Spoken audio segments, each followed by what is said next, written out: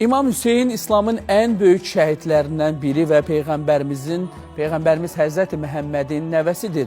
O, Həzrəti Əli və Fatimənin oğludur və İmam Əlinin ikinci oğlu olaraq dünyaya gəlmişdir. Hüseyin həmçinin İmam Həsənin qardaşıdır. İmam Hüseyin 626-cı ildə Mədinə şəhərində doğulmuşdur. O, uşaqlıq dövründə böyük nənəsi Həzrəti Xədicə və Peyğəmbərimizin himayəsi altında böyümüşdü. İmam Hüseyin əxlaqı və dini bilikləri ilə tanınırdı. O, həmişə ədalət, haqq və doğru yolda olmağı əsas prinsip olaraq qəbul etmişdi. Öz həyatını İslamın təməl prinsiplərinə uyğun şəkildə yaşamış, xalqı düzgün yola aparmağa çalışırdı. İmam Hüseyin xüsusilə Kərbala döyüşü ilə məşhurdur.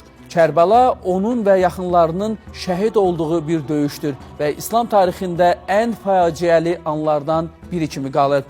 O, İmam Əlinin və Fatimənin ləyaqətini və İslamın təməl prinsiplərini qorumaq uğrunda mübarizə aparmışdı. İmam Hüseyin və tərəfdarları 680-ci ildə Yezid ibn Muavinənin hakimiyyətini qəbul etməmək məqsədi ilə Küfəyə doğru yola çıxmışdı. Yezid, Hüseynin səsləndirdiyi haqqı və ədaləti qəbul etmədiyi üçün ona qarşı böyük bir ordusu ilə hücum etdi. Kərbəla döyüşü Məhərrəm tarixində baş verdi. İmam Hüseyin və 72 tərəfdarı bu döyüşdə şəhid oldular. Onlar döyüşdə böyük bir səbir, inam və imanla dirəniş göstərdilər, lakin düşmənin üstünlükləri ilə müqavimətləri sona çatdı.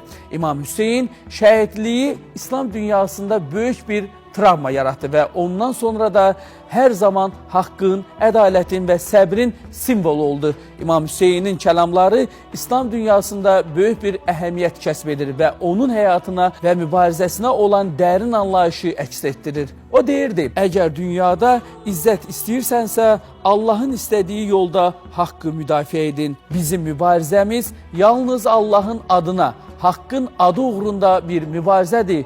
Ölüm bizə qadağan deyil, lakin zülmü qəbul etmək bizə qadağandır. Səbir və iman insanı həyatın hər çətinliyindən azad edər. İmam Hüseynin kəlamları İslam dünyasında böyük bir əhəmiyyət kəsb edir və onun həyatına və mübarizəsinə olan dərin anlayışı əks etdirir.